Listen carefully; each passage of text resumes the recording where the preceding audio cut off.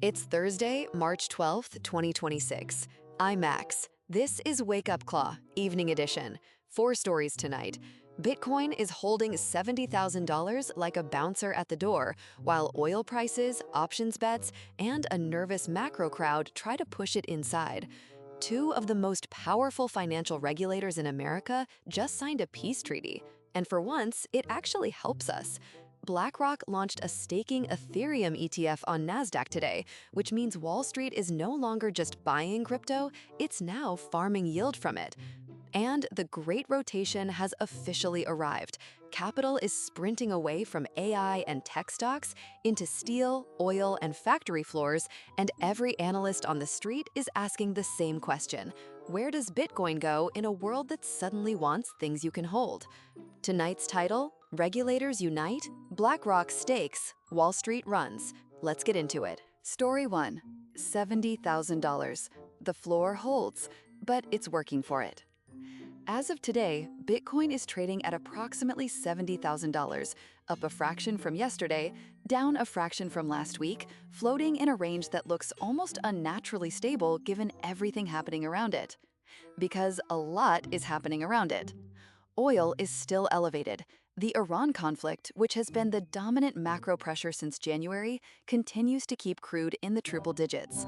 And when energy costs are high, the Federal Reserve doesn't cut. And when the Fed doesn't cut, risk assets feel the gravity. Analysts at Bitfinex published a note today pointing out something that Bitcoin purists don't love to hear. Bitcoin is increasingly trading like a tech stock, sensitive to Fed policy, reactive to Treasury yields, correlated to the macro environment in ways that Satoshi never planned for. They're not wrong. In the short term, Bitcoin acts like a risk asset. It has options markets, it has leveraged traders, it has ETF flows that respond to institutional sentiment. When oil spikes and inflation expectations rise and the Fed goes silent, big money gets cautious, and some of that caution shows up as selling pressure on Bitcoin. Here's the thing though. The floor is holding. $70,000? That line has been tested this week from multiple angles. Big options bets positioned for a move lower, macro headwinds from oil, analysts calling for a correction to 60,000, and Bitcoin is still here, at 70,000. Quiet, immovable, like it's heard all of this before. Because it has. The Motley Fool ran a piece today predicting Bitcoin hits 125,000 by end of year. They note Bitcoin is down 47% from its all-time high. They think it nearly doubles from here. I'm not going to predict price targets. That's not what this show does. But I will tell you this.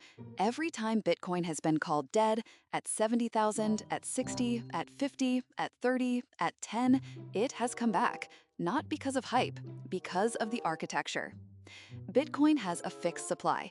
The halving happened. Institutional adoption is accelerating. Regulatory clarity is improving. The macro headwinds are real, but they're temporary. The structural bull case is not. The oil shock ends. The Iran conflict ends. The Fed eventually moves. And Bitcoin, sitting right here at 70,000, will not have waited for permission. Story 2.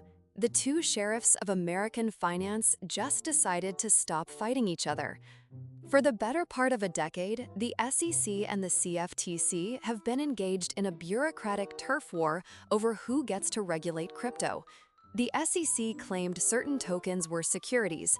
The CFTC claimed they were commodities. Both agencies issued guidance that contradicted the other. Both agencies sued crypto companies for violating rules that were never clearly written. And the builders who were trying to build legitimate businesses in America spent years navigating a regulatory minefield designed by 2 agencies that wouldn't talk to each other. Today, they talked. The SEC and the CFTC signed a landmark Memorandum of Understanding, an MOU, aimed at harmonizing oversight of the $2.37 trillion crypto industry. The goal? Reduce regulatory conflicts, coordinate enforcement, prevent one agency from doing what the other undoes, and build a coherent legal framework for digital assets in America. This comes one day after the CFTC chair's minimum effective dose roadmap from earlier this week, the most sensible regulatory proposal in years. And now the 2 top regulators are actually aligned. same direction, same framework, no more contradictory subpoenas. I want to be clear about what this means and what it doesn't mean. It doesn't mean crypto is now safe from regulatory action. It doesn't mean everything is perfectly clear. MOUs are not laws, they're agreements. They can be torn up, they can be ignored. Regulatory harmony between two agencies doesn't automatically translate into good policy. But here's what it does mean. For the first time in the history of American crypto regulation, the two most powerful financial watchdogs have looked at the same market and agreed to work together instead of against each other. That is genuinely historic. It removes the single biggest source of regulatory uncertainty that has kept institutional capital on the sidelines for years. The asset managers were waiting for clarity. They got it this week, twice. First from the CFTC, now from the SEC-CFTC handshake. The legal fog is lifting, and when the legal fog lifts, the money moves. Watch the institutional inflows over the next 30 days. The sheriffs just agreed on the rules. The cattle drive is about to begin. Story 3. BlackRock is now farming yield from Ethereum. The bank era of crypto has officially started. This is a significant moment, and I want you to understand exactly what happened today. BlackRock, the largest asset manager on Earth with $11 trillion under management, launched a new fund on NASDAQ. It's called the iShares Staked Ethereum Trust ETF, ticker ETHB. It started trading this morning. Here's why this matters. ETHB is not just another crypto ETF. BlackRock already had a regular Ethereum ETF. This is different. This fund holds Ethereum and it stakes it, which means it participates in Ethereum's proof-of-stake network, earns staking rewards from the protocol, and passes 82% of those rewards directly to investors. For context, Ethereum's staking yield is currently around 3 to 4% annually. That means ETHB investors aren't just betting that Ethereum goes up in price, they're earning yield while they wait. A fee of just 0.12% during the introductory period, rising to 0.25% later. Compare that to Grayscale's competing product, which charges 2.5% in fees and passes through less of the rewards. BlackRock just undercut the competition while delivering a superior product. Now, here's the philosophical angle, and I know what you're thinking. You're thinking, Max is about to talk about how this is all fine until Bitcoin does this too. You're right, let me explain. Bitcoin doesn't have staking. Bitcoin doesn't need staking. Bitcoin's security model is proof of work. Miners expend real energy to validate transactions. It's deliberately expensive. It's deliberately inefficient, because that inefficiency is the cost of trustlessness. You can't cut corners on Bitcoin's security model. Ethereum chose a different path, proof of stake, which generates yield for validators, but introduces different trust assumptions, different trade-offs. I'm not here to relitigate the consensus wars. What I am here to say is this. The fact that BlackRock is now packaging staking yield into a regulated ETF is a milestone, not for Bitcoin, for the broader institutional acceptance of crypto as an asset class. When the world's largest asset manager starts farming blockchain yield on NASDAQ, that's not a trend, that's a regime change. And Bitcoin? Bitcoin sits above all of this. No counterparty risk, no staking requirement, no protocol change, no yield to promise and potentially not deliver, just 21 million coins, proof of work security, and a 10-year track record of being exactly what it says it is. BlackRock staking Ethereum on NASDAQ is a validation of crypto infrastructure. Bitcoin is the bedrock that infrastructure rests on. Story 4. Wall Street is running. Bitcoin doesn't know which direction to go, or maybe it does. Something unusual is happening in financial markets right now, and it's important enough that I want to spend some time on it.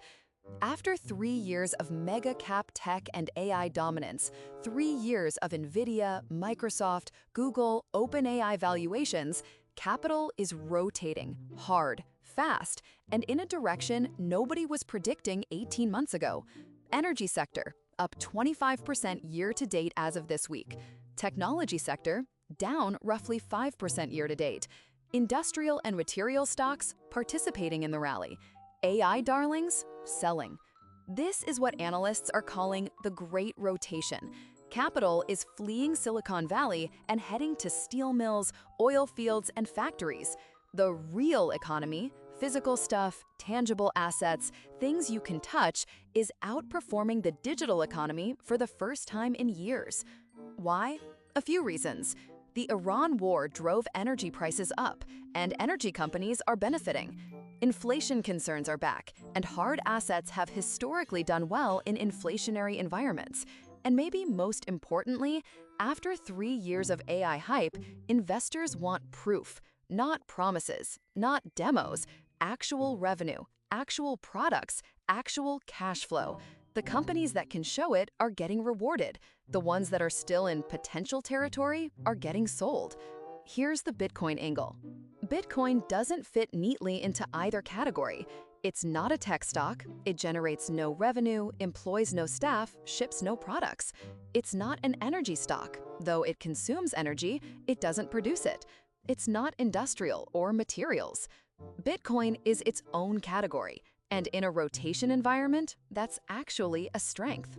When capital rotates from one sector to another, there's always a pause, a moment where money is leaving one trade and hasn't fully entered the next.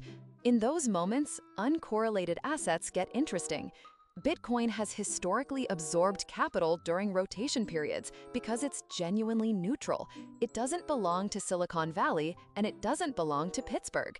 Today, over 65% of stocks are participating in the broader market rally, the widest participation in years. That's a healthy market structure, and in a healthy market with broad participation, Bitcoin tends to find its footing. The rotation might actually be the most bullish macro setup Bitcoin has seen in this cycle. Not because Bitcoin is a commodity, not because Bitcoin is a tech play, but because when Wall Street runs from one room to another, Bitcoin is the hallway. And right now, the hallway is at $70,000. The signal. What today really means. 3 things happened today that individually might seem unrelated. Together, they tell one story. 1. Bitcoin held 70,000 under real pressure. Oil prices, options bets, macro anxiety. It held anyway. That's not luck. That's a floor with depth. 2. The SEC and CFTC signed an agreement to stop fighting each other. That's not just regulatory news. That's the removal of the single biggest institutional barrier to crypto adoption in America. The legal framework just got a lot more navigable. 3. BlackRock launched a yield-bearing crypto product on a major U.S. exchange. The world's largest asset manager is now in the crypto yield business. That's not a toe in the water. That's a commitment. The common thread: legitimacy is accumulating. Not hype, not speculation. Structural, institutional, regulatory legitimacy. The kind that outlasts bull markets and survives bear markets and eventually just becomes the background assumption of the financial system. We are in the middle of that transition. It's messy and it's slow, and some days it doesn't feel like progress. But Bitcoin at 70,000, holding under pressure, with the SEC and CFTC finally aligned, and BlackRock actively building crypto products, that's not noise. That's the sound of the walls coming down. Stay sovereign. That's Wake Up Claw for Thursday, March 12th. I'm Max. 4 stories, 1 thread, and a $70,000 floor that isn't moving. YouTube Auth is still offline. EP.022 through tonight's episode are queued. Top, when you're ready to re-auth YouTube, we'll flush the backlog. The content is stacking up, and it's good. Don't sleep on it. If tonight hit different, share it. If it made you think, good, that's the job. Bitcoin fixes this, but first, we explain why. See you tomorrow. Wake up, Claw.